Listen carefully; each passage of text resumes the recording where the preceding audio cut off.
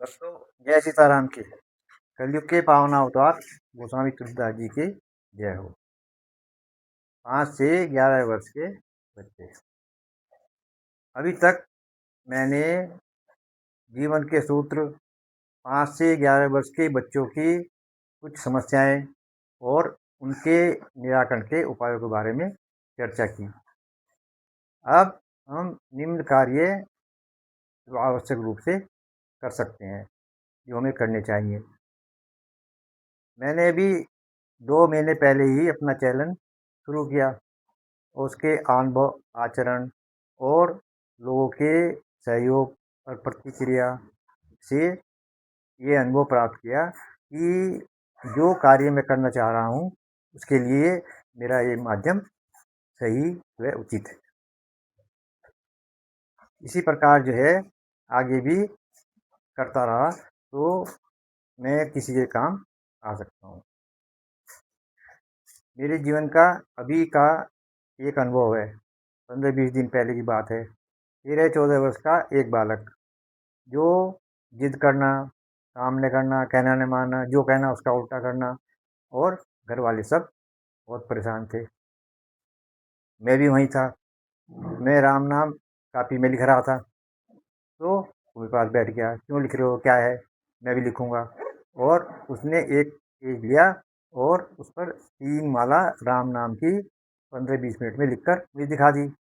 मुझे बहुत खुशी हुई कि चलो कुछ काम तो किया इसने।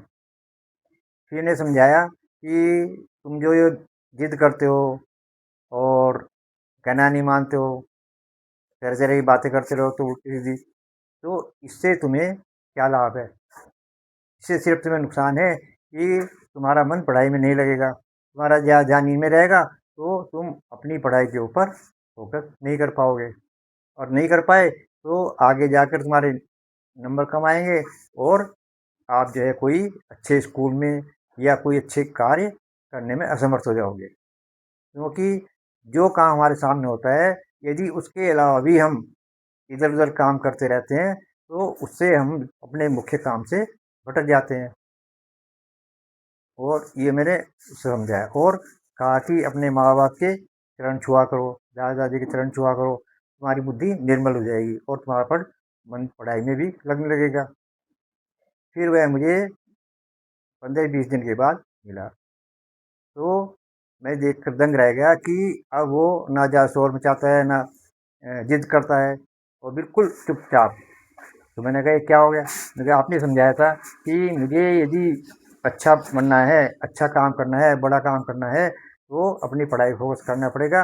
इनकी बेकार की बातों से क्या लाभ?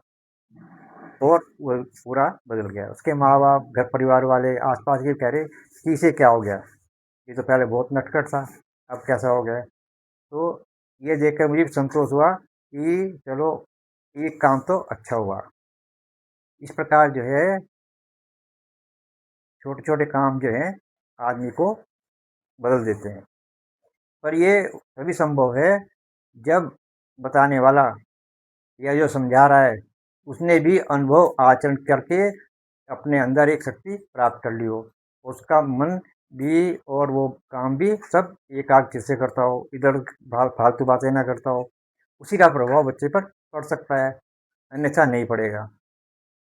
अब आपको एक काम जरूर करना पड़ेगा कि छोटी आयु 2.5-3 साल से 5-6 साल के बच्चों के अंदर माता पिता, दादा दादी आदि सभी बड़ों के पास बच्चा रहता है, और उनका सबसे बड़ा कर्तव्य है कि बच्चे के अंदर, छोटे बच्चे के अंदर अच्छे संस्कार सभी से डाल दिए जाएं। कि विद्यालय जाएगा, स्कूल जाएगा या संत महात्मा के पास तो बाद में जाएगा वो, तो ये काम जो है माता पिता और दादा दादी या जो घर के बड़े हैं, बड़े भाई हैं, उन्हें उसमें छोटे छोटे कमियों में देखो, समझाओ और उसे रोको।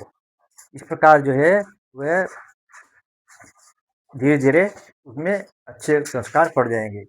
और उसके साथ ही कहो कि जितने बड़े हैं सबके पैर छुआओ, दोनों हाथों से पैरों पे झुकाओ, सिर झुकाकर ढंग से प्रणाम कराओ, पैर छूकर।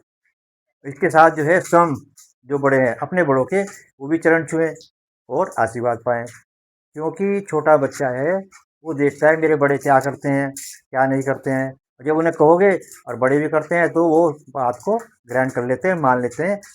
यदि हम उनसे तो कहेंगे कि चरण छुओ और स्वयं छूते नहीं, कभी कभी पहले भी नहीं छुआ हमने, तो इस प्रकार वो हमारी बात को ग्रहण नहीं कर पाएंगे। कहेंगे हमारे लिए तो कह रहे हैं, अपना आप स्वयं करते नहीं है। तो इससे उनसे कहने से पहले ही महीने 2 महीना स्वयं सबके बड़ों के चरण छुओ और आशीर्वाद लो, फिर उसके बाद कहो, तो वो आपकी बात बिल्कुल मान लेगा। तो समझाओ कि इससे बहुत लाभ होता है। जो उनकी शक्ति है, जिसके चरण छू रहे हैं, वो तुम्हारे अंदर आ जाएगी, तुम्हारी बुद्धि का विकास होगा, तुम्हारे अच्छे अच्छे गुण आ जाएंगे और पढ़ाई लिखाई में मन लगेगा और एक दिन बड़े आदमी बन जाओगे। क्योंकि जो पैर छूने से पैरों की शक्ति के द्वारा हमारी शक्ति आती है और हमारे मन मस्तिष्क और शरीर को पूरी शक्ति मिल जाती है और हमारी बुद्धि का विकास होता है। इसी प्रकार जो है अन्य महत्व भी चरण छूने के, जो आपने अनुभव किए हों या कहीं से मालूम किए हों, वो उन्हें समझा सकते हैं। बार बार बताओ, ये काम एक दिन का नहीं है, ये लगातार 2-3 साल तक आपको करना पड़ेगा, देखना पड़ेगा कि बच्चा उस पर कर रहा है नहीं कर रहा है। नहीं 2-4 दिन छुएगा, उसके बाद नहीं छुएगा, वो छोड़ देगा। अब तो हम भी ध्यान नहीं देते कि हमने एक बार सिखा दिया, अब छुए ना छुए। नहीं, ऐसा नहीं होता है।